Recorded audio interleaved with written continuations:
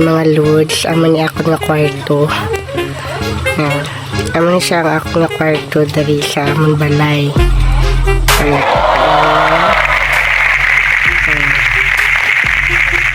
Puro blue na siya tanan mga lods. Kaya favorite color ko gid ang color blue.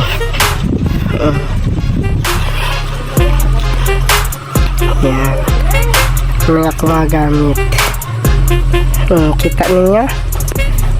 Amo ko sinaka-organize mga load sa aking kwarto. Amo niya akong kwarto.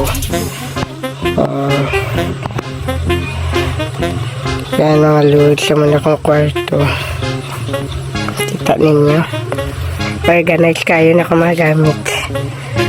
Yan, amo naka-organize siya kung nagamit diri. Yan, puro blue na siya tanan. Pasensya na kamukawayan naman din sana. Pero namin na siya mga load kay hindi sa init. Wala akong bed.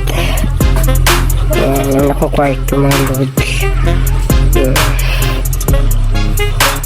Na nag-collect din food ko sa mga kalo.